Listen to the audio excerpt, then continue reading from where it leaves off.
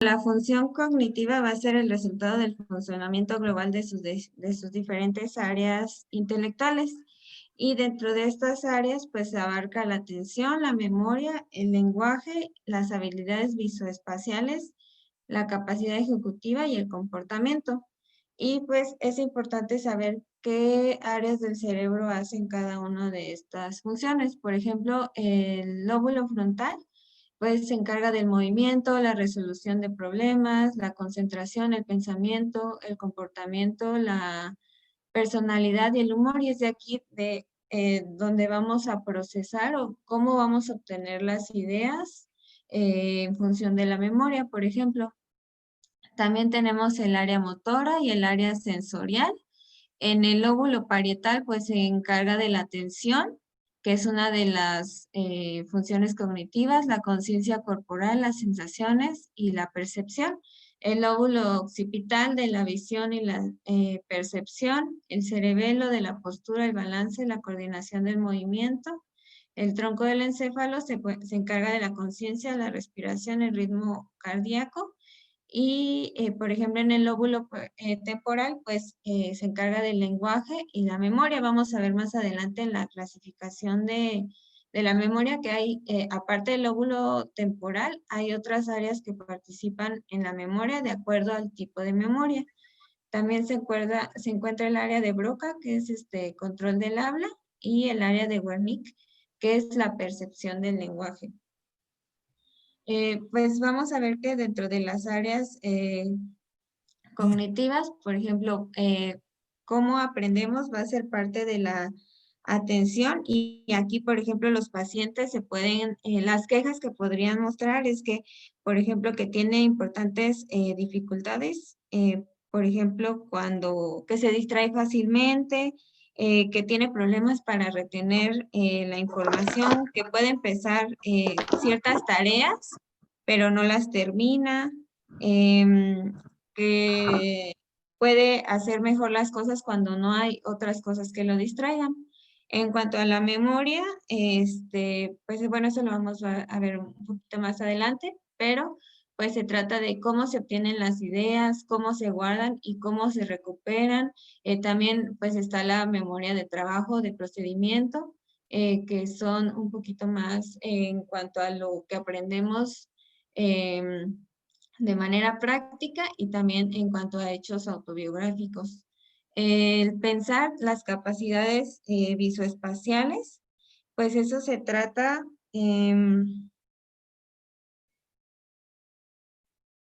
de cómo analizamos, comprendemos y manejamos el espacio, es decir, cómo estamos conscientes de la relación de los objetos con nuestro espacio. Por ejemplo, cuando aprendemos a amarrarnos los zapatos, pues sabemos dónde están las agujetas, qué movimientos tenemos que hacer con ambas manos. Todas esas son capacidades visoespaciales. Y las capacidades ejecutivas y el lenguaje están dentro de la comunicación.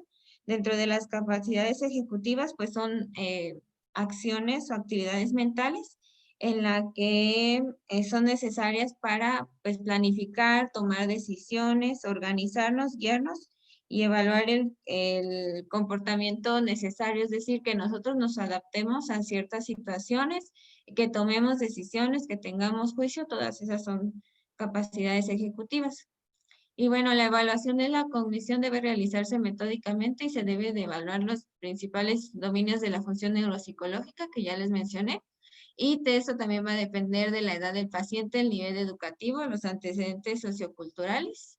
Pueden influir y deben determinarse antes de iniciar o interpretar la evaluación. Estas, pues la mayoría de las evaluaciones van a evaluar la memoria, la orientación, el lenguaje, la función visoespacial y la función ejecutiva. Pueden monitorear el cambio de la conexión de un paciente también a lo largo del tiempo y pues se debe de determinar o localizar el dominio o función cognitiva a un área del cerebro para ayudar o para orientarnos hacia la causa subyacente del deterioro cognitivo.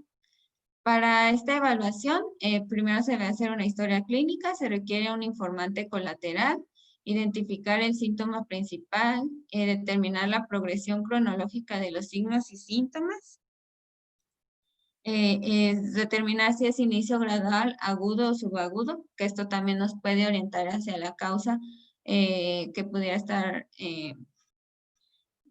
determinando el déficit, si hay un declive gradual, fluctuante o escalonado, la edad del paciente. Bueno, la identificación de las características del paciente, esto, la edad de presentación, si es un inicio temprano, se catalogó a menor de 65 años, hasta tardío después de los 65. La mano dominante es información sobre la lateralización de las funciones en el cerebro, su educación e historial ocupacional y actividades de la vida diaria básicas e instrumentales. También se debe de hacer una evaluación del estado mental y una examinación neurológica. Casi todas las pruebas pues examinan todos los dominios cognitivos y es el grado de evaluación en profundidad de cada dominio lo que diferencia una prueba de otra. Y bueno, esto de que se requiere un informante colateral, pues es importante porque a veces las personas que tienen un problema en algún dominio, pues no están conscientes o no, sí, no están conscientes de sus propios déficits cognitivos y funcionales. Y, pues estos también permiten evaluar el dominio afectado y si el paciente cumple criterios de deterioro cognitivo leve o demencia. También pues la edad más avanzada de inicio, probablemente pues va a predecir que un deterioro, que un deterioro neurocognitivo va a ser el proceso o va a ser la etiología, mientras que causas genéticas, vasculares, infecciosas o metabólicas pues se encuentran con mayor frecuencia en pacientes un poco más jóvenes. En cuanto a la lateralización de la mano dominante, pues el 95% de los pacientes van a ser diestros y la función del lenguaje va a estar lateralizado al hemisferio izquierdo. Por el contrario, hay pacientes zurdos, aproximadamente en el 22%, tienen una lateralización del lenguaje atípico dentro del hemisferio derecho o va a estar presente en ambos hemisferios. También es importante, por ejemplo, aquí notar un cambio en el uso de la mano preferida. Por ejemplo, que prefieran usar la mano no dominante, porque esto puede implicar ya una debilidad o una apraxia en el lado dominante. También la desaceleración de los movimientos alternos de la mano dominante en el examen, por ejemplo, cuando se hace algún examen neurológico, se puede considerar debilidad de esa mano o que causas extrapiramidales. Y pues estas son, por ejemplo, algunas quejas que pudiera presentar el paciente y que nos pudieran orientar hacia qué lo pudiera estar causando y el patrón. Por ejemplo, que el paciente tenga un déficit en la orientación, o que no recuerde alguna palabra, se le olvide, es un patrón amnésico. Puede tener un deterioro cognitivo leve o enfermedad de Alzheimer, que tenga problemas, por ejemplo, en la planeación o la monitorización, en la atención, en la secuencia, en la generación de palabras cuando se le da alguna lista. Pues aquí hay una disfunción, por ejemplo, ejecutiva, ya que hay se está afectando el dominio de la planeación, de tomar decisiones, y también hay una disfunción frontal subcortical. Esto se puede ver, por ejemplo, en demencia por cuerpos de Lewy, en Parkinson, y también se puede ver en una demencia vascular. Por ejemplo, que tenga problemas al dibujar, por ejemplo, en la prueba del reloj, que tú le das instrucciones y el paciente pues tiene que imaginar dónde van los números, cómo hacer el círculo, el tamaño, todos esos patrones, pues es una falla en las funciones visoespaciales. Por ejemplo, se puede ver en la atrofia posterior cortical, en la demencia por corpus de Lewy o en degeneración corticobasal. Si tiene un déficit al nombrar, al repetir y al escribir, puede cursar con afasia y puede cursar con una afasia progresiva primaria. Si los test son normales, pues no tiene ningún patrón y nada más hay que seguir el curso del paciente. Pues aquí se utilizan distintos instrumentos y son validados para la evaluación de los síntomas cognitivos, el deterioro funcional y las características neuropsiquiátricas. Pueden aumentar la historia de la enfermedad actual y proporcionar valores cuantitativos que son útiles para las evaluaciones iniciales y longitudinales. Dentro de este está el Mini-Mental, que es una prueba de tamizaje. Sus objetivos son evaluar las capacidades cognitivas del paciente e identificar a pacientes con dificultades cognitivas. Este va a evaluar la orientación, la atención, el cálculo, la memoria y el lenguaje. Se puede hacer en un lapso de 5 a 10 minutos y la puntuación máxima es de 30. Sus limitaciones es que pues, no hace un diagnóstico diferencial, su validez en 8 años de escolaridad es baja y en altos grados de escolaridad puede dar falsos negativos y pues este no va a evaluar las funciones cognitivas. De acuerdo a cada pregunta, va a evaluar cierto dominio cognitivo. Por ejemplo, la orientación en el tiempo, en el espacio, atención y cálculo, memoria, lenguaje, la praxia constructiva, que es parte de la capacidad visoespacial. Y de acuerdo a los puntos, pues se va a ver si hay un deterioro cognitivo leve, moderado o grave. La prueba del reloj es un método potencialmente rápido y de bajo costo para evaluar trastornos cognitivos. Es útil para distinguir entre patología y envejecimiento normal. Es pues, una prueba confiable, bien aceptada y fácil de realizar. Dentro de esta prueba, pues se le pide al paciente que dibuje la carátula del reloj con todos los números y que las manecillas marquen las 8:20. Dibuja el reloj. Por ejemplo, aquí se evalúan las funciones cognitivas que se evalúan, pues es la memoria a corto plazo, la memoria semántica, la capacidad de abstracción, la síntesis visoespacial, los procesos hemiatencionales, la capacidad de planear, organizar, secuenciar y verificar, pues son distintos dominios que observamos en la cognición. Dentro de esto se debe de evaluar el tamaño del círculo. Aquí vamos a ver la función ejecutiva, ya que el paciente pues tiene que planear de qué tamaño, aproximadamente. También aquí entra la capacidad visoespacial. Cuando se marca como pequeño cuando es de 4 centímetros y grande de 13 centímetros.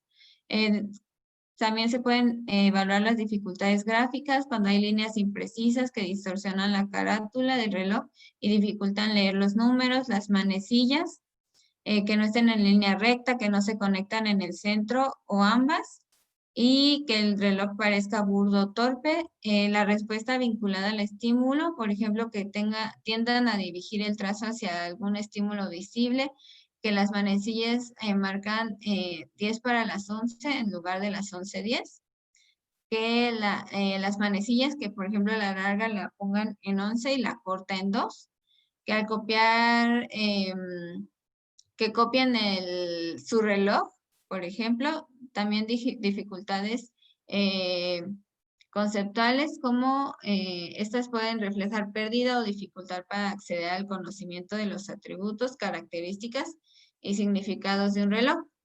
Por ejemplo, que haya mala interpretación cuando no se asemeja o parece a un reloj, mala interpretación de la hora indicada, dificultades visoespaciales de planeación o ambas, que lo coloquen de manera desordenada y desorganizada, y dificultad espacial al colocar los números sin un patrón específico, que haya heminegligencia, es decir, que coloquen los números en la mitad del círculo, números fuera del círculo, que la numeración vaya en el sentido opuesto, respuestas pergravetivas, que dibujen más de 2 manecillas o que repitan los números o continúen la numeración más allá del número 12.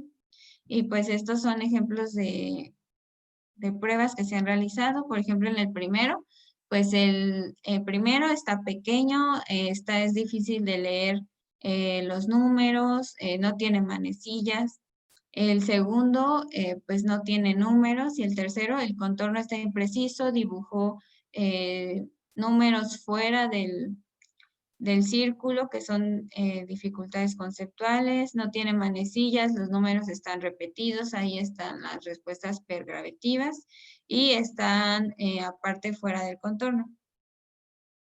Hay otra prueba que es la de fluidez verbal, en el cual en este se realiza una prueba en la que le dice al paciente que lo más rápido que pueda diga los nombres de animales que recuerde en un minuto.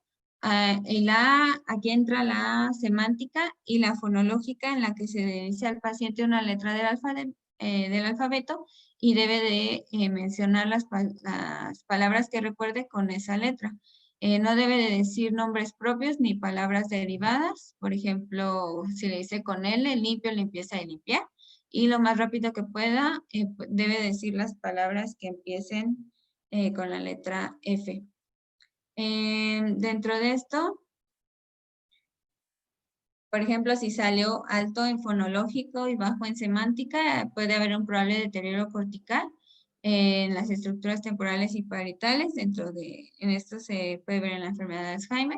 Y si sale alto en semántica, pero bajo en fonológica, puede haber, por ejemplo, un deterioro vascular, cambios en la sustancia blanca de los circuitos frontosubcorticales.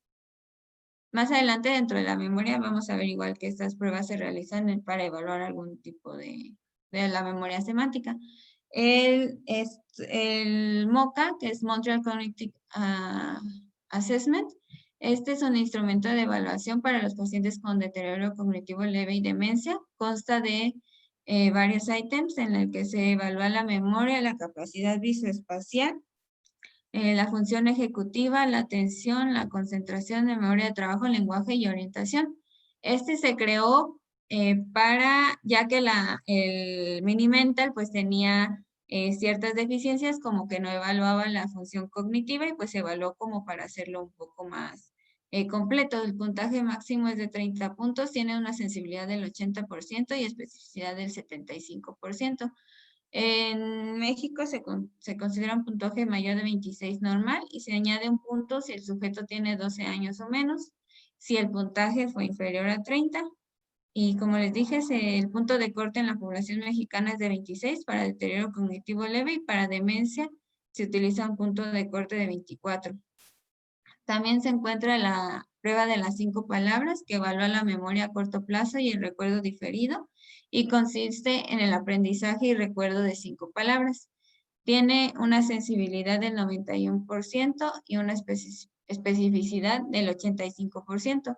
Aquí pues también se evalúa problemas de la memoria y problemas de la codificación y consolidación, y también pueden ser problemas de la recuperación, que más adelante vamos a ver a qué se refieren todas estas.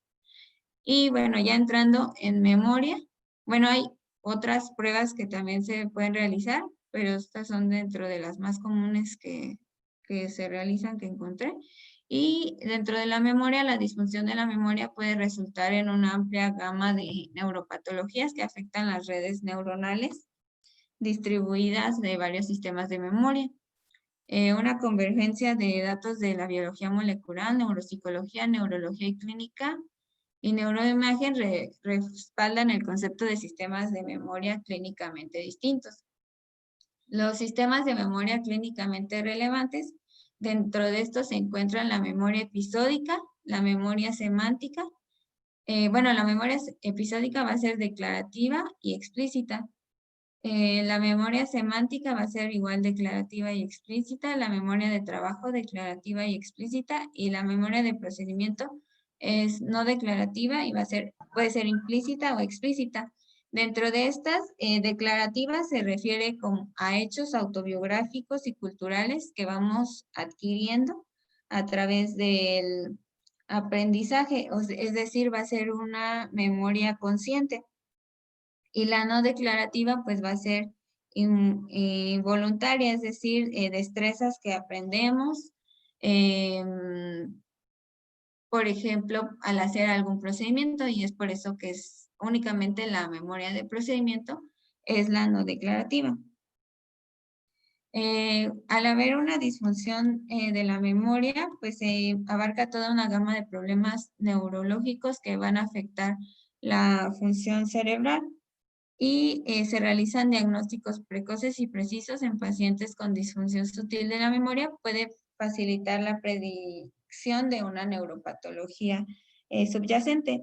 Todos estos sistemas de memoria pues van a representar herramientas para procesar pues la información para su uso potencial posterior a lo largo del tiempo, y su uso puede ser consciente o inconsciente, es decir, declarativo o no declarativo.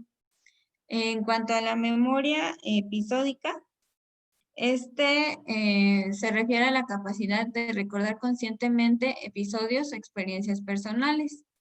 Es única entre los sistemas de memoria porque está claramente relacionado tanto con el sentido del yo como del sentido del tiempo. La memoria episódica se diferencia de la memoria semántica porque esta se refiere a hechos autobiográficos y específicos. Dentro de esta se incluyen una serie de pasos que incluyen la codificación, es decir, el procesamiento de la información, cómo obtenemos la información, y esto se lleva a cabo en el área prefrontal. La consolidación, que se refiere pues al almacenamiento de esta información en una forma que será mentalmente accesible en el futuro. Y la recuperación, es decir, el recordar esa información que obtuvimos, que esto se realiza generalmente el hipocampo consolida y hace el proceso de recuperación, como vemos aquí. La primera, la codificación, es en el área prefrontal. ¿Cómo obtenemos nosotros esa información? ¿Cómo la captamos? La consolidación del área prefrontal al hipocampo, y la recuperación, es decir, cómo recordamos esa información, también se realiza en el hipocampo. Dentro de la neuroanatomía, la memoria episódica muestra una correlación entre el volumen del hipocampo izquierdo y las tareas de aprendizaje verbal, así como el volumen del hipocampo derecho y una tarea de aprendizaje visual. Los datos de neuroimagen sugieren que el lóbulo temporal medial izquierdo puede ser más activo en recuerdos autobiográficos. Entonces, la memoria episódica es en el lóbulo temporal medial izquierdo y se refiere a los recuerdos autobiográficos, y también tiene implicación el hipocampo.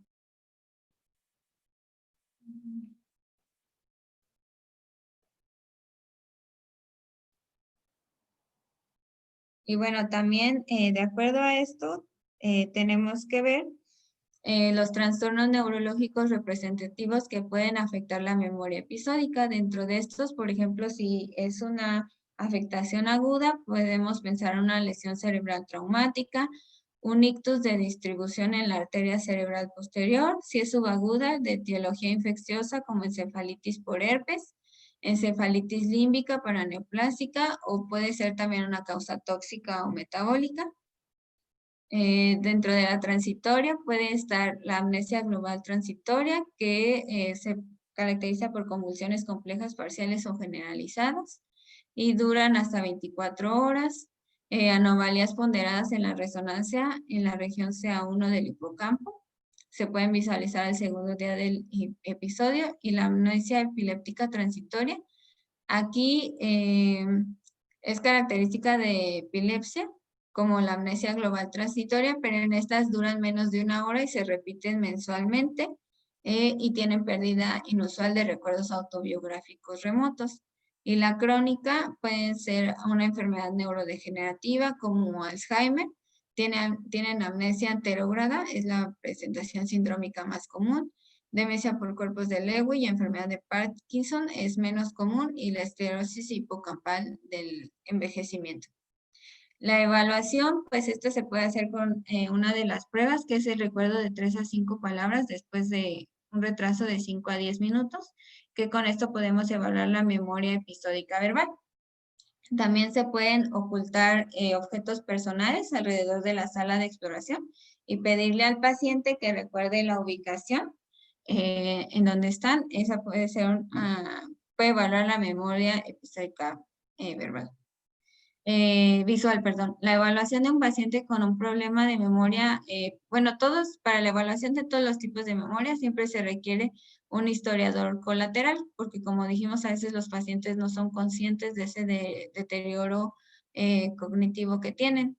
La evaluación del estado mental como pruebas neuropsicológicas formales, en particular pruebas de recuerdo tardío, de información verbal y visual, y confirmación pueden confirmar problemas de memoria episódica y aclarar la gravedad de los síntomas clínicos.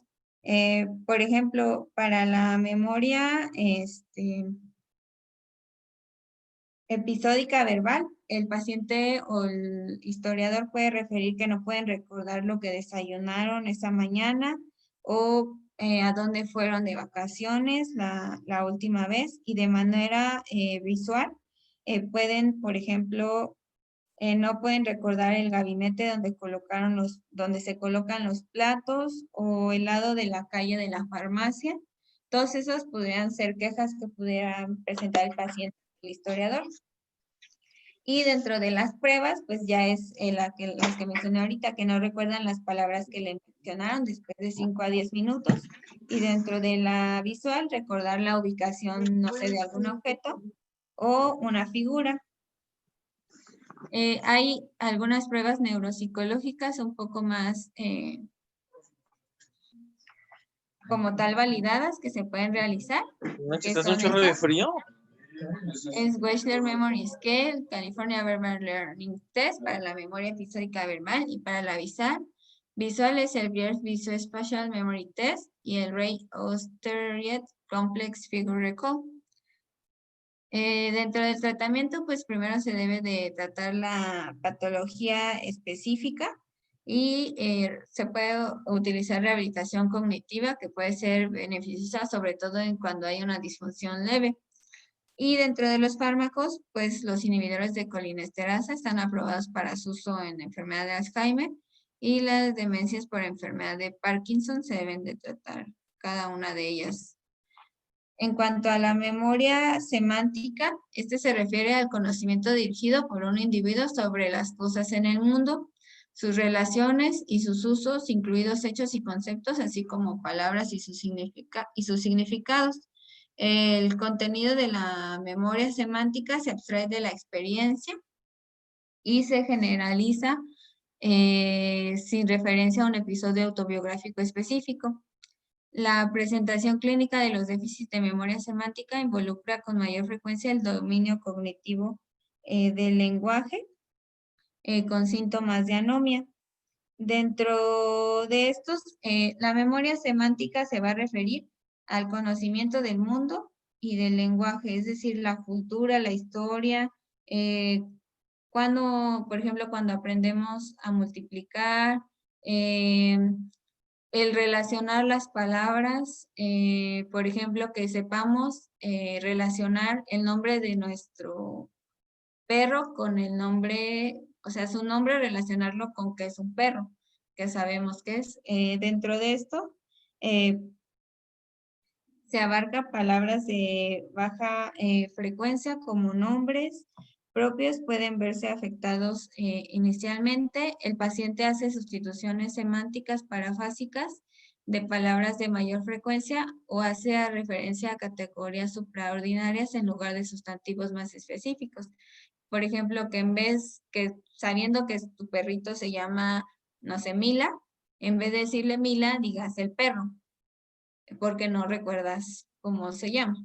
El deterioro puede persistir incluso cuando a los pacientes se le proporciona el nombre de un objeto y se le pide una definición, así como cuando se le pide que coincidan con elementos relacionados conceptualmente.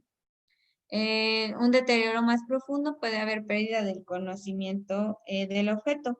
Esto, los deterioros más profundos incluso pueden poner en peligro a los pacientes, ya que, por ejemplo, se pueden llevar a la boca artículos que no son alimentos o usan de manera inapropiada artículos domésticos o de higiene comunes.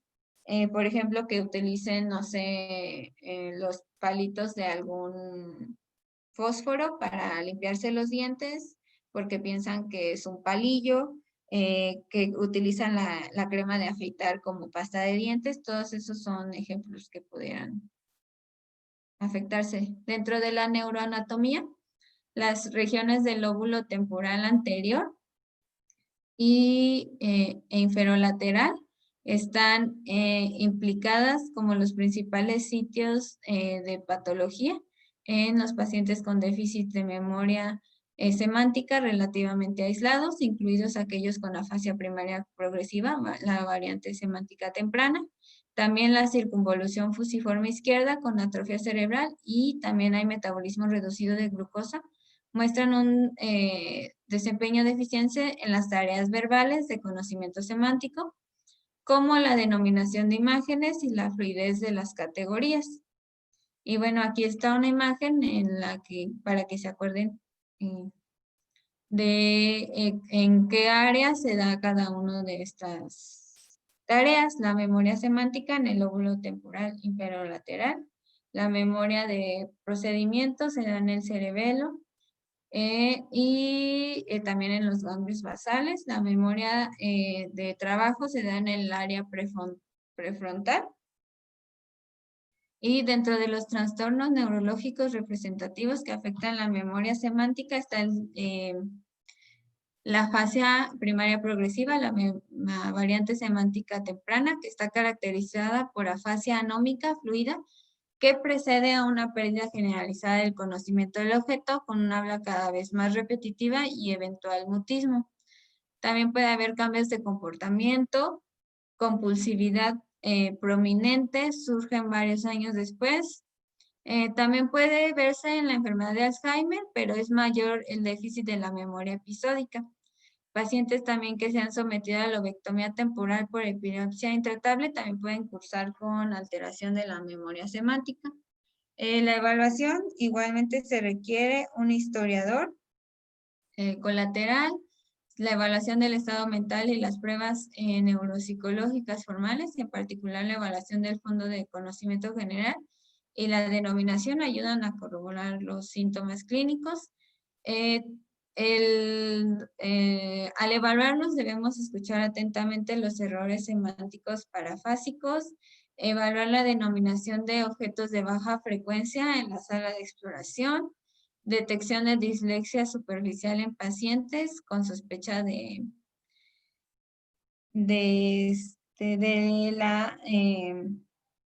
la afasia primaria progresiva, igual es importante.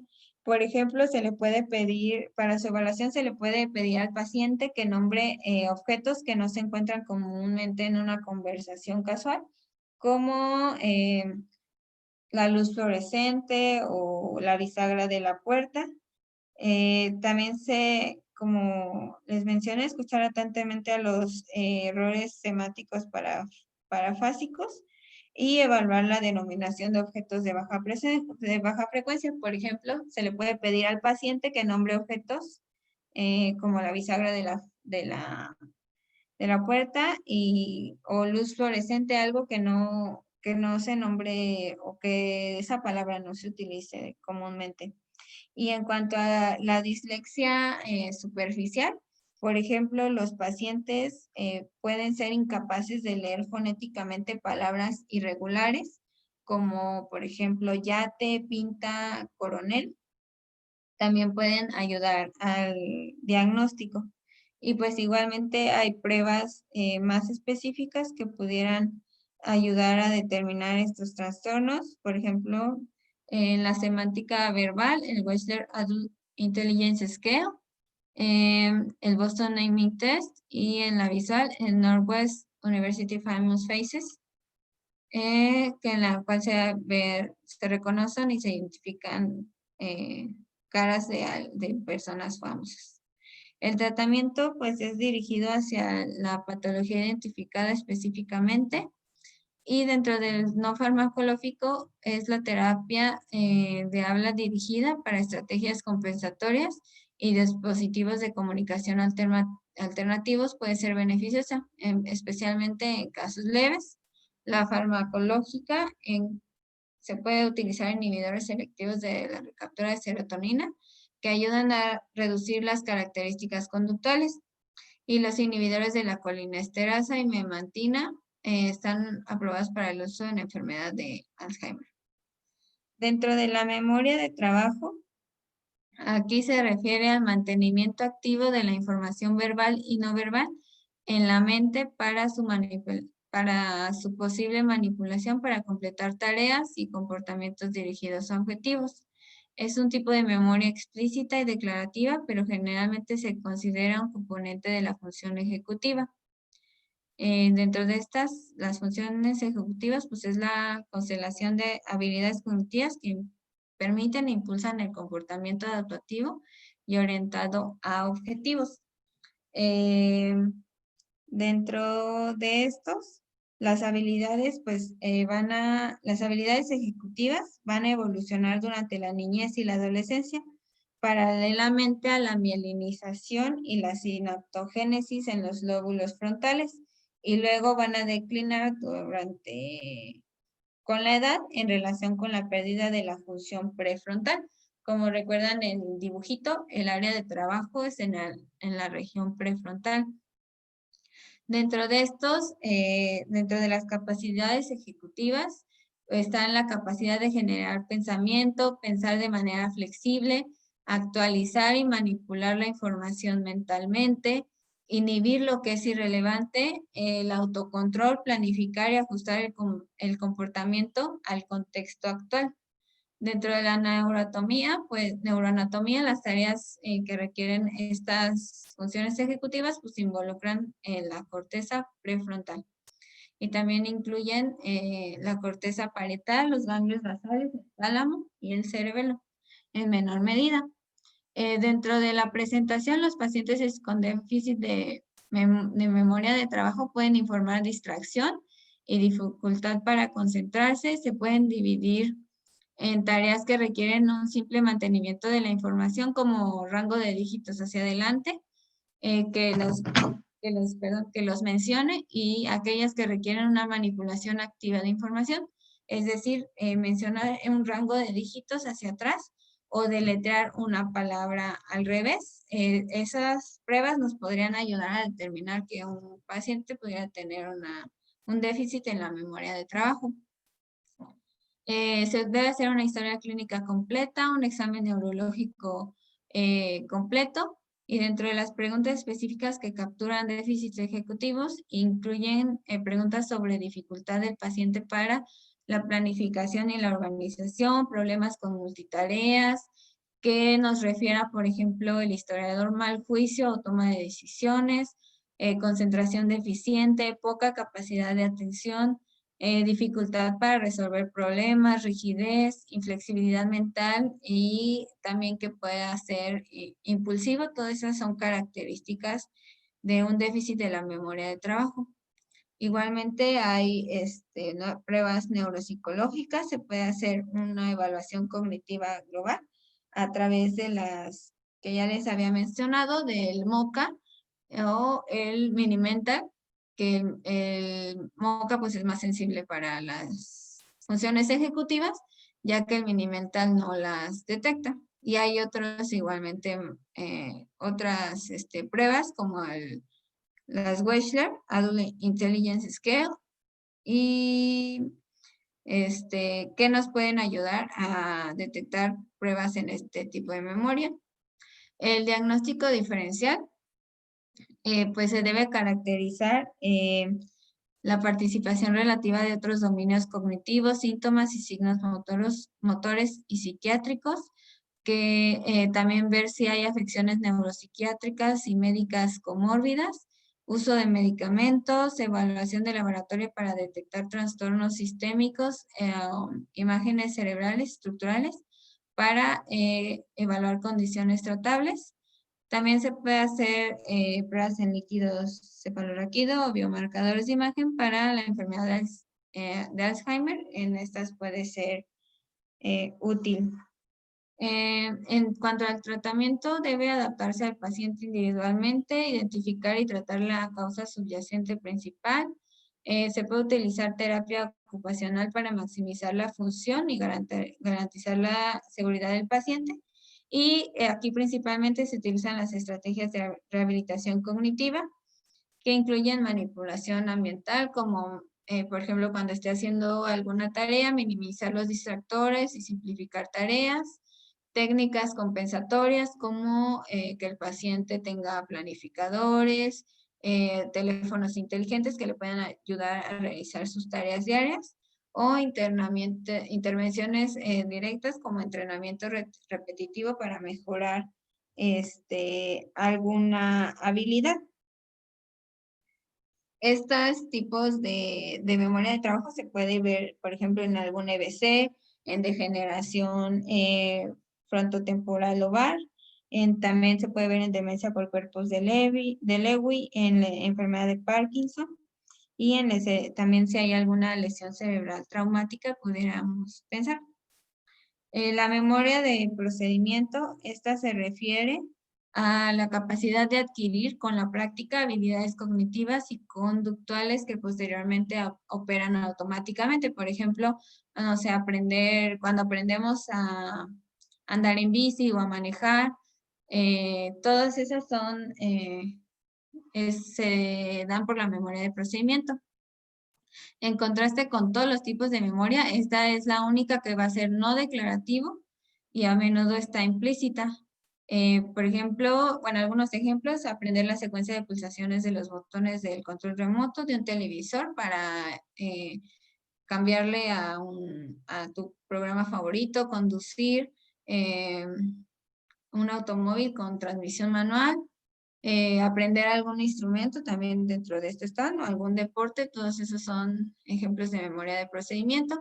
Y esta va a implicar los ganglios basales, el cerebelo y el área motora suplementaria de la corteza, como las regiones cerebrales críticas para aprender un nuevo procedimiento y la formación de hábitos.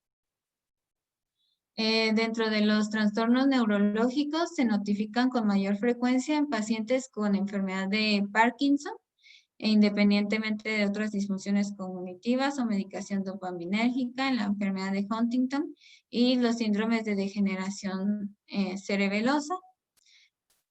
Para la evaluación se requiere un historiador colateral y pruebas neuropsicológicas, aunque de forma rutinaria no se evalúa con pruebas estandarizadas. Se pueden solicitar pruebas complementarias o diseñar una tarea individualizada basada en los síntomas específicos del paciente. En cuanto a la neuroimagen y el tratamiento, pues es la identificación del sustrato anatómico de la disfunción de la memoria de procedimiento y para predecir la neuropatología asociada. El tratamiento pues va a ser dirigido contra la patología identificada, y los medicamentos dirigidos a los síntomas motores pudieran no ser efectivos para tratar estos déficits de memoria. Y bueno, este es el primer caso clínico. Es una maestra de escuela primaria. Bueno, ¿tienen alguna duda? Primero. No, pues en el repaso vamos a ver las dudas. Una maestra de escuela primaria, jubilada, diestra, de 79 años, informó de 5 años de disminución gradual y progresiva de su capacidad para recordar nombres y una creciente dependencia a las notas escritas a mano para realizar sus actividades diarias, como ir de compras y cocinar. Su esposo Su esposo durante más de 50 años observó una tendencia cada vez mayor en ella a dejar abiertas las puertas y los gabinetes del automóvil y un patrón inusual de dejar las tareas incompletas, por ejemplo, olvidar cerrar el grifo. Ambos negaron que tuviera síntomas del estado de ánimo o características de comportamiento. Su esposo siempre se había encargado de las finanzas y juntos se ocupaban de las tareas del hogar. Aunque conducía sin ningún accidente o infracciones de tránsito reportados en el momento de su evaluación inicial, su esposo informó una creciente incertidumbre con respecto a las direcciones en las intersecciones y sus amigos expresaron su preocupación por su relativa incapacidad para estacionar correctamente su automóvil.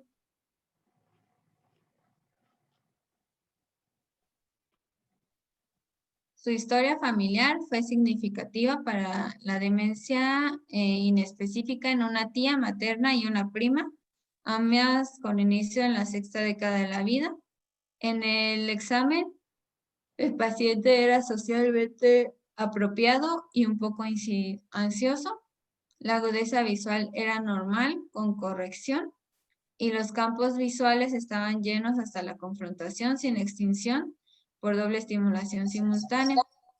La búsqueda suave y los movimientos sacádicos de los ojos exhibieron una velocidad normal, instrucciones completas. El resto del examen neurológico fue normal. Las pruebas neuropsicológicas formales revelaron un deterioro de la memoria visual y la atención visual con un mejor grado en la memoria verbal y la denominación.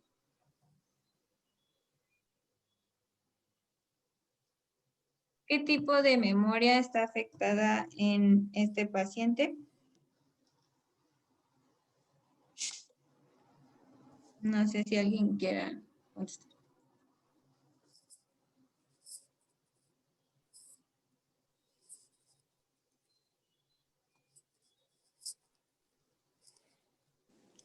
La episódica.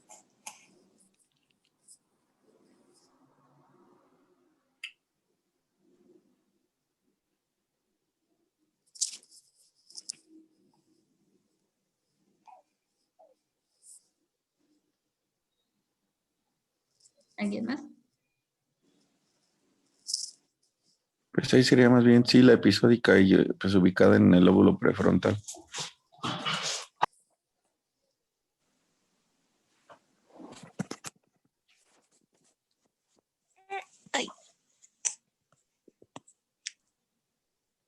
Exacto, es la episódica y en el lóbulo temporal medio.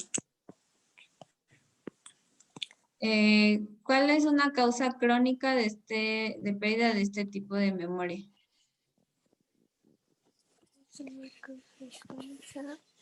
Alzheimer.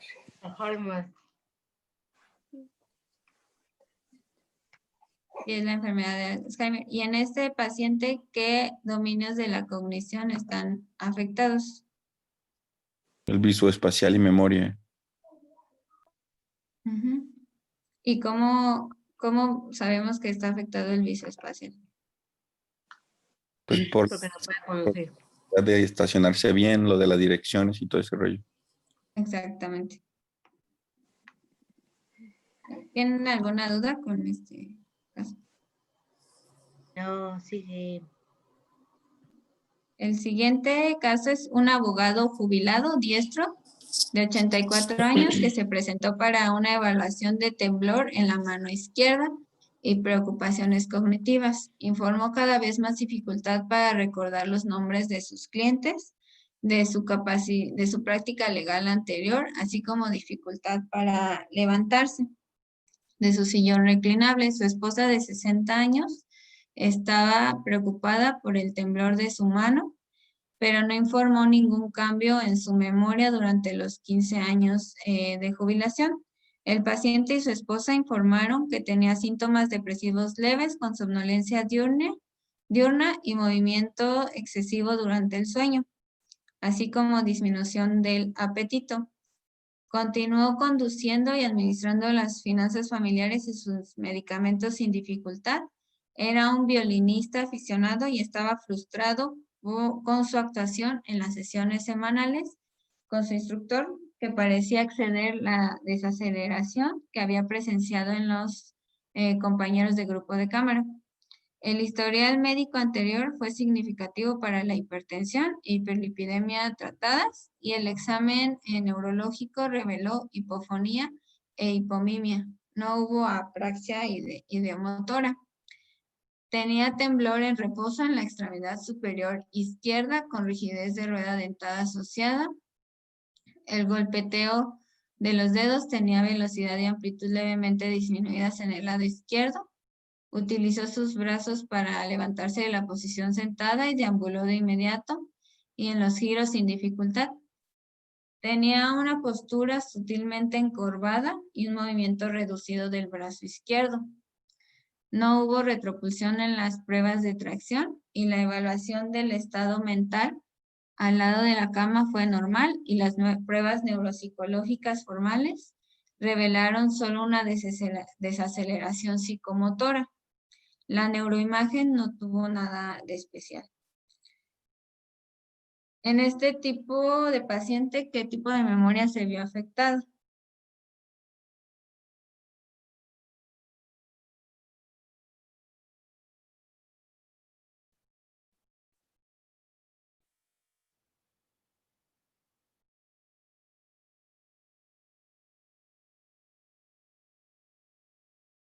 ¿Alguien?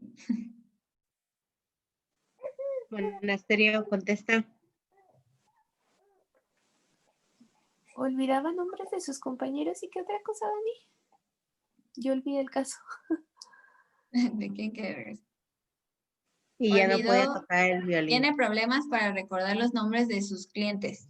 Ajá, de sus clientes y...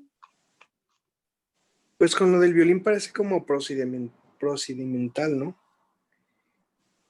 Y la afectación sería a nivel de los ganglios basales, ¿no?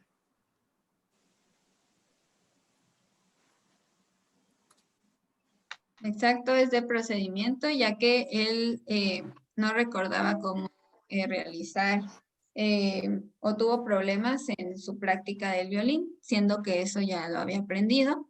Y la área afectada mayormente los ganglios basales, pero también se puede afectar a nivel de cerebelo. ¿Qué diagnóstico tiene este paciente, de acuerdo al caso clínico?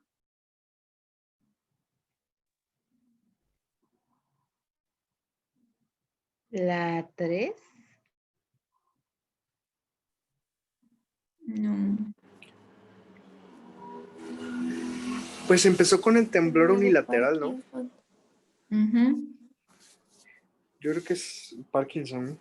Pero clínicamente no complega Aunque para sí. nada de Parkinson. Por eso yo no pensé Lo en demás O sea, no. tiene el temblor, pero No, pero sí tiene hipofonía, hipomimia, bradicinesia, sí tiene todo eso. Pero- Es que eso, la hipomimia sí pareciera como de Parkinson, pero no sé. Porque los giros dice que no tiene problemas para hacer giros, ¿no? A menos que sea un estadio inicial. Salud, salud. Gracias, gracias. Pues no estoy de acuerdo, pero pues hagan lo que quieran, siempre lo hacen.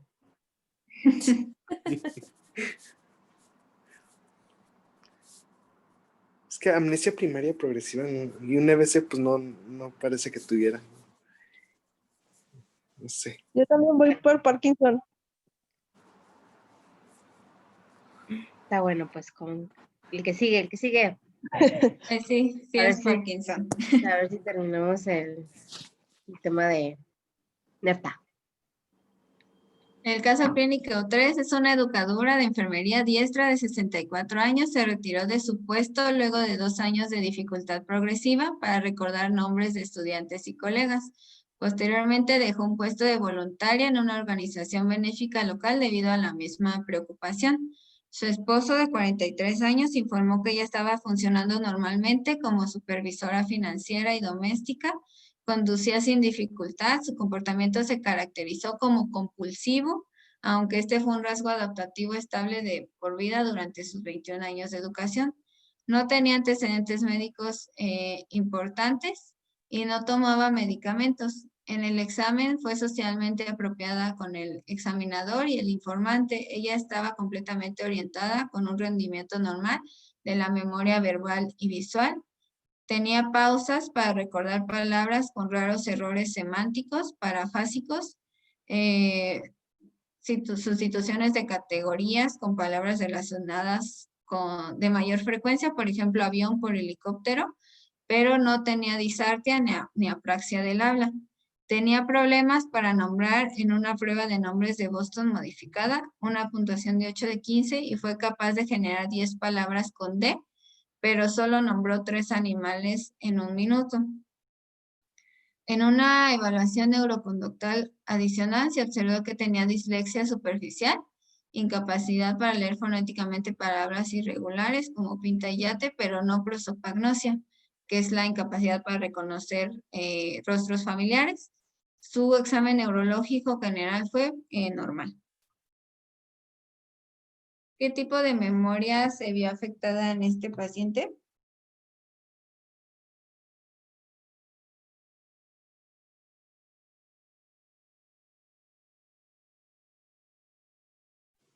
Semántica.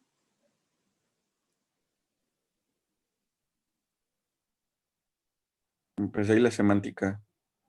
Exacto, en este caso es la memoria semántica, que al principio se vio como moderada, que afectaba pues su habilidad para recordar,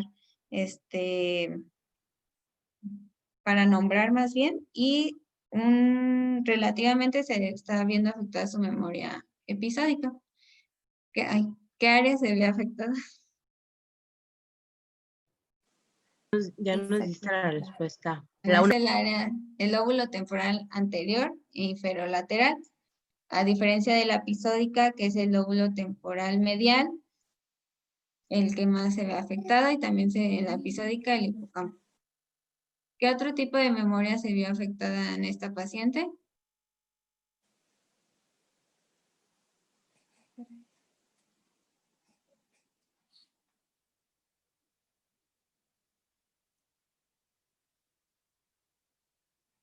Pues sí, la episódica. Como les dije, también se vio afectada un poco su memoria episódica, pero es más predominante la afectación de la memoria semántica. ¿Y qué afección pudiera tener esta paciente? Una fase progresiva primaria.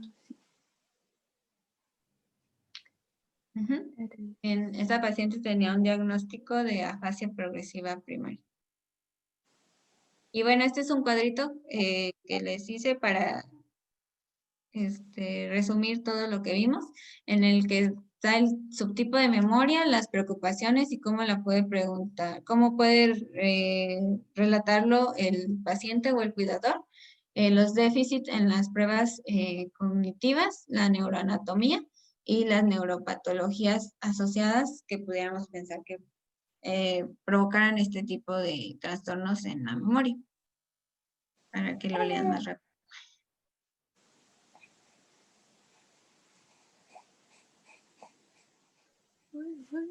Dani, ¿de este nos vas a mandar el PDF o le tomo screenshot a la pantalla? No, lo mando. Órale, gracias. Nefta, ¿crees que alcances a terminar tu tema?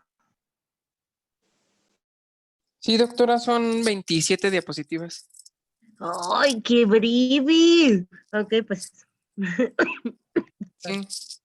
Bien, Daniela. Sí. A ver, déjame compartir una cosa.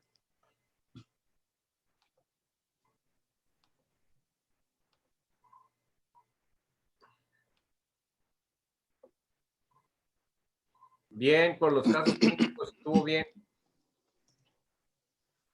Oiga, doctor, es que queremos ver 2 temas por día. ¿Será posible que nos dé chancita de que presente Nefta y luego vemos lo que nos quiere pasar? Ah, ok. Bueno, como quieran. Sí, va a ser rapidito. ¿Van a ver otro tema ahorita? Sí, demencia frontotemporal. Ah, caray. que si no, no nos van a alcanzar los días.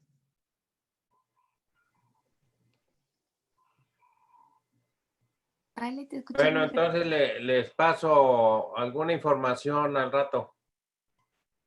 Ok, doctor. ¿Qué dijiste, Fats? Nada, que ya nos callamos. Bueno, continuando con el tema, vamos a empezar con el tema de generación frontotemporal y vamos a iniciar con la definición, que es un grupo de desórdenes de características clínicas y genéticas y patológicas heterogéneas que van a constituir la causa común de demencia antes de los 65 años. Esto, la edad va a ser algo que nos va a servir para el diagnóstico diferencial para que no lo olviden de aquí en adelante. Entonces, recordar que es una demencia de inicio temprano antes de los 65 años y va a estar caracterizado por alteraciones conductuales y de la personalidad, con afectación también del lenguaje, con una afectación predominantemente de los lóbulos frontal y o temporal. En cuanto a su epidemiología, como lo comentaba, pues es una causa común de demencia de inicio temprano que se observa en menores de 65 años, con una media de presentación a los 58 años, y es algo inusual que se presente antes de los 40 años o después de los 75 años. Esta pues ha pasado subdiagnosticada, es poco entendida y por lo mismo ha sido maltratada. La progresión a muerte va de 5 a 7 años asociado a un deterioro motor por enfermedad de neurona motora.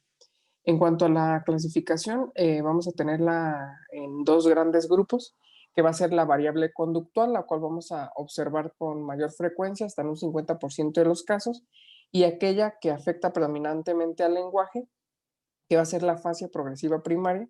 Como veíamos, pues las características que nos describió ya Dani, la vamos a clasificar en tres subtipos, que es la fascia progresiva primaria no fluente, la demencia semántica y la fascia logopénica. En cuanto a la fisiopatología, pues se ha visto que es una patología que puede ser altamente heredable y en aquellos pacientes que tienen antecedentes heredofamiliares de demencia o afecciones psiquiátricas se observa hasta en un 40%. Es por ello que se ha visto que esta puede ser heredable.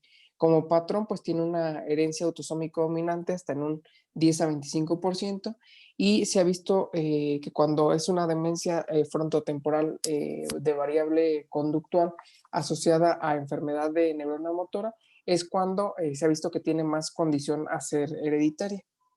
En cuanto a la fisiopatología, pues vamos a ver dos grandes rubros que van a ser pues las características macroscópicas y las características microscópicas. En las macroscópicas, conforme va progresando la enfermedad, vamos a ver cierto grado de degeneración de los lóbulos frontal y temporal progresivamente. Y atrofia cortical y de los ganglios basales, la cual puede ser simétrica o asimétrica, predominando que sea asimétrica. Y microscópicamente vamos a observar la presencia de microvaculaciones con pérdida progresiva de neuronas acompañada de inflamación de la misma, pérdida de mielina y gliosis astrocítica. Como característica de la enfermedad va a ver que vamos a encontrar inclusiones de proteínas anormales, y esto va a ser lo que pues nos va a normar qué tipo de patología es o el subtipo de las mismas, de acuerdo a la clasificación que vimos al inicio de la presentación. De acuerdo a las inclusiones que podamos observar, vamos a ver las que van a estar constituidas por proteína tau hiperfosforilada, que va a ser pues, el predominio máximo de la patología, que la vamos a observar hasta en un 40%. Las que pues van a tener proteína tau hiposforilada dentro de las inclusiones citoplasmáticas o intranucleares. Los otros dos tipos van a ser aquellos que sean tau negativos y aquellas que van a predominar proteínas ubiquitinadas también hiperfosforiladas, que se van a denominar TDP43 o proteína FUS. Y la primera vez que se reportó o la demostración de proteína tau hiperfosforilada, pues las describieron como inclusiones redondas y teñidas de forma heterogénea, y en ese entonces pues se denominaron cuerpos de Pick, y el síndrome clínico se llamó enfermedad de Pick. En este diagrama vemos pues el espectro que les decía anteriormente de la fisiopatología. en el cual podemos observar, pues, como les comentaba al inicio, la proteína principal va a ser la proteína tau hiperfosforilada, la cual pues va a estar compuesta por 6 isoformas de proteínas. 3 de ellas van a ser formadas por 3 aminoácidos y se van a denominar 3R, y otra por una isoforma de 4 aminoácidos denominada 4R. Entonces, al existir 3R y 4R, estas se van a encontrar en una proporción 1:1. La función de la proteína tau es establecer o ayudar a la conducción axonal y a tener una estabilidad en las microfibrillas y microtúbulos. Cuando observamos que existe una hiperfosforilación de la proteína, pues es cuando vamos a empezar a tener las inclusiones anormales y nos van a dar pues las características de la patología. Hablando de la proteína no tau, pues tenemos también varios subtipos que va a ser de la A, B, C y D. Y estos también pues nos van a condicionar diferentes alteraciones dependiendo de cada uno. En esto de la fisiopatología pues no voy a ahondar más, pero pues recordar que va a estar constituido por inclusiones intracitoplasmáticas e intranucleares, que principalmente van a estar asociados a la proteína tau, no tau y a la ubiquitina también.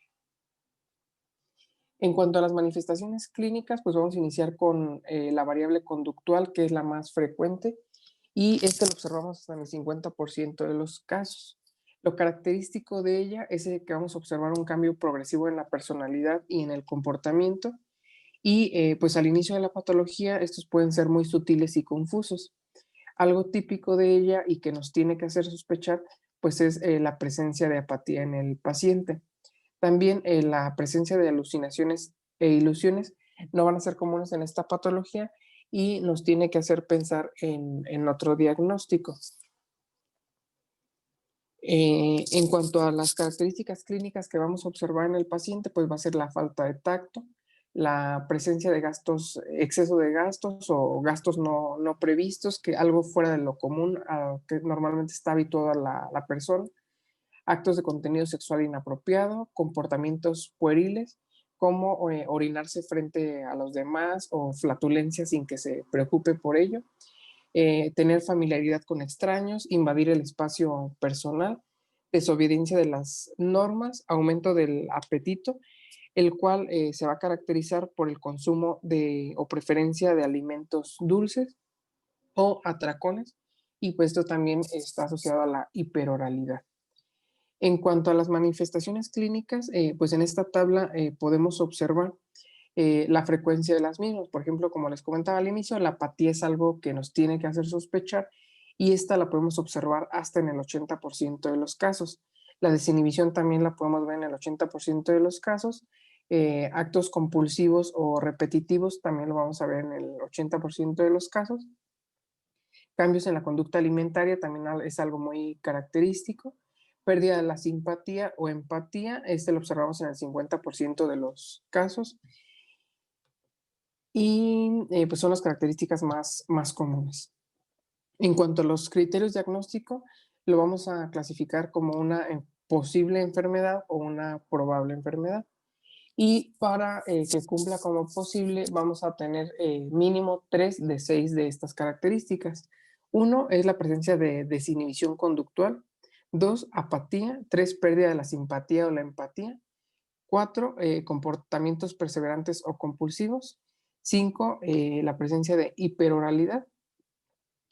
6, un perfil neuropsicológico con características de deficiencia de los procedimientos ejecutivos y perseveración relativa de las funciones ejecutivas y habilidades visoespaciales. Para que sea una probable enfermedad, pues van a ser los criterios clínicos, más el deterioro funcional demostrable, más los hallazgos en imagen. Estos con una sensibilidad del 85 y el 75%, y en ausencia de otro trastorno neurológico médico o psiquiátrico asociado que pueda dar una explicación de los síntomas.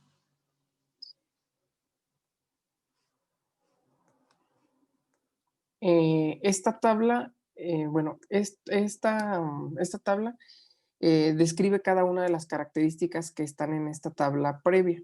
Entonces nada más es recordar que son los mismos, nada más que aquí nos describe cada uno de los datos. Entonces, pues se pueden quedar con este cuadrito de posible y probable. Entonces, en esta, pues describe todo lo demás, la presencia de el deterioro progresivo de la conducta, la desinhibición, la apatía, la pérdida temprana de la simpatía o la empatía, la hiperoralidad y el perfil neuropsicológico. Entonces, esta pues ya se la quieren checar con más detenimiento, pero en esta tabla resumimos todo aquello. Entonces, pues para ahorrar tiempo, pues nos podemos quedar con fines de examen con aquella. Esa también es parte de la misma tabla. Nada más nos describe cada una de las alteraciones que podemos encontrar. Este es para probable y aquí nos desglosa cada una de las características, pues cuáles son las manifestaciones clínicas que tenemos que vamos a encontrar, cuáles son los hallazgos en los estudios de imagen, que más adelante los vamos a ver en la siguiente diapositiva, para cumplir con un para posible o probable. Entonces les digo, pues se las dejo para que la chequen, pero nos quedamos con esto para fin de examen. En cuanto al perfil neuropsicológico, pues la memoria normalmente va a estar conservada, pero vamos a ver que la que se va a afectar con mayor predominio va a ser la semántica y algunas veces también las habilidades visoconstructivas, y va a haber un deterioro progresivo de las funciones ejecutivas. En cuanto a los estudios de imagen, como lo comentaba, pues en la realización de un SPECT o PET-scan, lo que vamos a observar con mayor característica va a ser un hipometabolismo temporal y frontal. Y esta va a ser más sensible que la resonancia magnética en fases tempranas. Entonces, aquí podemos ver un PET-scan normal en la enfermedad de Alzheimer y en la demencia frontotemporal. Entonces, aquí podemos observar cómo disminuye la actividad a nivel temporal y frontal. En cuanto a diagnóstico diferencial, pues debemos diferenciar con trastornos psiquiátricos, principalmente trastorno obsesivo compulsivo, también con demencia de cuerpos de Lewy. Aquí pues va a ser característico que la demencia de cuerpos de Lewy va a presentar alucinaciones y psicosis, a diferencia de la demencia frontotemporal, que pues con esto rápidamente podemos hacer diagnóstico diferencial. Y con la otra patología que se confunde generalmente y que pasa subdiagnosticada es con la enfermedad de Alzheimer. Entonces es por ello que también pues tenemos que considerar Alzheimer en el momento de realizar el diagnóstico diferencial. Y pues es como les decía, es un diagnóstico incorrecto que se ha hecho. La diferencia aquí es recordar que pues esta es una enfermedad o una demencia de inicio temprano que es antes de los 65 años, raro antes de los 40 y raro después de los 75 años, que es algo pues que nos debe hacer sospechar en otra enfermedad. Y también la enfermedad de Alzheimer, pues tenemos biomarcadores que nos van a ayudar a esclarecer o escudriñar el diagnóstico. Como características vamos a tener un amiloide beta bajo y un alto nivel de fosfotau en líquido cefalorraquídeo. Entonces, con ello concluimos lo que es la demencia frontotemporal de variable conductual. Ahora vamos a pasar a las afasias progresivas primarias. En esta, pues la característica principal es la alteración del lenguaje como síntoma principal, y de ellos vamos a observarlo en un 20 a 40%, y está asociado a la mutación del cromosoma 17. Dentro de las afasias progresivas, pues vamos a tener tres subvariables, que es el no fluido o agramatical, el semántico y el logopénico. Dani ya nos describió más o menos el semántico y ahorita vamos a ver los demás. Bueno, la afasia progresiva no fluente, pues la característica principal en palabras sencillas es que la persona tiene dificultad para articular oraciones y no puede unir las palabras. Entonces, como, pues así en lenguaje más claro, es eso, que el paciente tiene agramatismo, y el agramatismo, pues significa eso, que la persona tiene la incapacidad para construir oraciones o unir palabras que formen oraciones.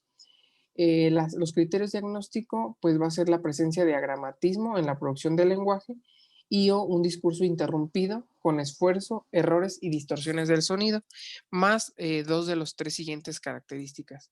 Una, la afectación de la comprensión de frases gramaticalmente complejas.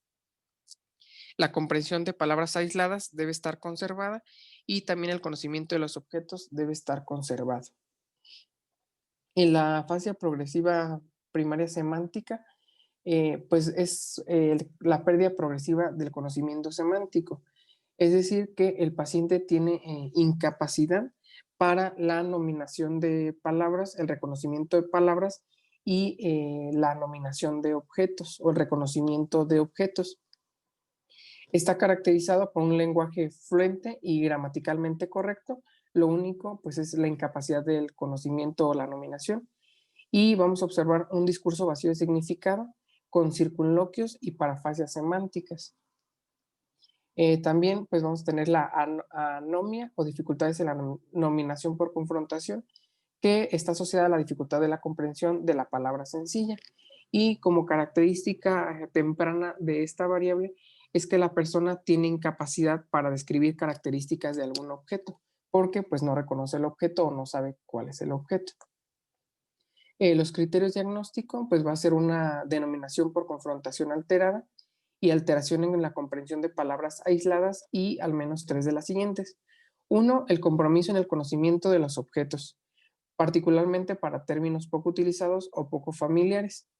La presencia también de dislexia superficial o disgráfica y la conservación de la repetición con una producción de lenguaje conservada y funciones gramaticales y motoras normales. Y la variante logopénica, los criterios diagnósticos son pues el compromiso en el recuerdo de la palabra al discurso espontáneo y por nominación, además de compromiso en la repetición de frases y sentencias, y al menos que cumpla tres de las siguientes: errores fonológicos en el discurso espontáneo y por nominación, comprensión de una palabra aislada y del conocimiento de los objetos conservados, la presencia de un discurso motor del habla conservado y la ausencia de franco-agramatismo. Entonces, esta tabla muy sencilla, resume todo, que tenemos la variante no fluente, la semántica y la logopénica. En la no fluente, para fines prácticos, pues el paciente no puede articular o construir una oración. En la variable semántica, el paciente no recuerda la palabra o no puede nominar objetos o personas. Y en la variable logopénica, pues el paciente tiene dificultad para la pronunciación o para la repetición de palabras. Es de forma sencilla cómo podemos recordar las características de cada una de estas variables. Y finalmente, con este cuadro también podemos rápidamente recordar que es lo mismo. Vemos la gramática, la comprensión, la fluencia y la repetición. Entonces, en la variable no fluente, lo que está afectado es la gramática, la comprensión de las palabras está normal, la fluencia es lenta porque pues, el paciente no puede construir la oración y la repetición está normal. En la demencia semántica, la gramática está normal. Lo que tenemos aquí afectado principalmente es la comprensión de las palabras y la fluencia está sin cambios o puede ser excesiva y la repetición se encuentra afectada. En la fase logopénica, la gramática está normal, la comprensión está normal, la fluencia es la que se va a encontrar alterada y la repetición también es normal. Entonces, dependiendo de cada una de estas, pues lo vamos a ubicar le vamos a dar su ubicación a nivel cerebral. Si vemos que es una afasia progresiva primaria no fluente, pues se va a ubicar el principal sitio de afectación a nivel frontal inferior en la ínsula izquierda, y si existe mutismo, en la pars ocuperalis y ganglios basales izquierdos. En esta variable agramatical podemos ver que también, más bien en general en toda la demencia frontotemporal, vamos a observar que va a existir alteraciones en el lenguaje, y estas pueden ir desde que el paciente tenga errores en la pronunciación hasta finalmente llegar al mutismo. Esto va a ser variable durante el curso y la evolución natural de la enfermedad. En la variable semántica, la principal ubicación pues va a ser a nivel temporal anterior y la afección puede ser bilateral, pero con predominio izquierdo. En la variable logopénica se va a localizar en nivel temporal posterior y parietal inferior izquierdo, y la apraxia del habla en las áreas motora, premotora y motora suplementaria izquierdas. Como mencionábamos, pues estas pueden estar, la demencia frontotemporal puede estar asociado a enfermedad de neurona motora, y dentro de ello vamos a tener 3 síndromes motores asociados. Uno de ellos es pues en sí la demencia frontotemporal con enfermedad de neurona motora, la cual va a estar relacionada principalmente con la variante conductual. Otro es el síndrome corticobasal, el cual se va a caracterizar por parkinsonismo asimétrico, apraxia, mioclonía, distonía y síndrome de piernas inquietas. Y el otro de estos síndromes pues va a ser la parálisis supranuclear progresiva, asociado a una parálisis supranuclear de la mirada vertical, distonía axial con postura hiperrecta, bradicinesia, rigidez y caídas tempranas. En cuanto al tratamiento, pues hasta ahora no hay un tratamiento específico para la enfermedad, por lo cual, de acuerdo a las características que el paciente presente, pues va a ser un tratamiento sintomático. Su eficacia no está demostrada, ya que pues se ve asociada a disfunción serotoninérgica y dopaminérgica. Inicialmente, pues vamos a comenzar con un tratamiento no farmacológico, en el cual pues hay que brindar un soporte y apoyo familiar, recordando que en la variante conductual, pues el paciente va a tener una desinhibición, puede tener pues gastos innecesarios o conductas inapropiadas, por lo cual, dependiendo de la edad del paciente, tenemos que pensar quizá en una jubilación temprana o que alguien le asesore en su trabajo para que pues esto no vaya a tener una repercusión. También ejercicio cardiovascular y fisioterapia, terapia del lenguaje y terapia conductual. Eso en cuanto a tratamiento farmacológico. Y en cuanto a tratamiento médico, como comentábamos, pues un tratamiento únicamente sintomático. Tenemos los ISRS, principalmente la sertralina, paroxetina y fluvaxamina, los cuales lo vamos a usar como tratamiento de la desinhibición, ansiedad, impulsividad. También pues ha mejorado en cuanto al trastorno alimentario y conductas repetitivas, y con menos eficacia el citalopram y escitalopram. También tenemos los antipsicóticos atípicos, como la sapina, quetiapina y aripiprazol. Principalmente se ha visto que mejora la agitación, la agresividad y el delirio, pero pues estos tienen mayores efectos adversos. Entonces tenemos que valorar el riesgo-beneficio. Y finalmente los inhibidores de la colinesterasa, como el donepezil, que pues en cuanto a la esfera cognitiva se ha visto que no tiene beneficio, sino empeoramiento de los síntomas. Y la rivaxigmina pues tiene beneficio en la función ejecutiva y no en la conexión global evaluada con el MNE. Entonces esto pues es todo, es un resumen de la demencia frontotemporal. Pues es muy breve, pero creo que pues tiene todo lo característico y lo especial que tenemos que recordar para el examen y para hacer diagnósticos diferenciales, sobre todo con las enfermedades que se confunde, como es como la enfermedad por cuerpos de Lewy y la enfermedad de Alzheimer. Entonces no sé si alguien tenga alguna pregunta, alguna duda o comentario.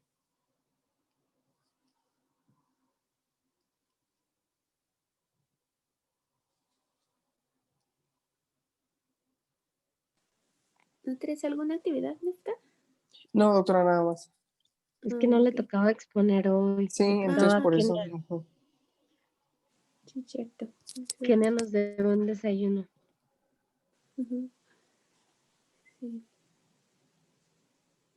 Pues naranjas, pues.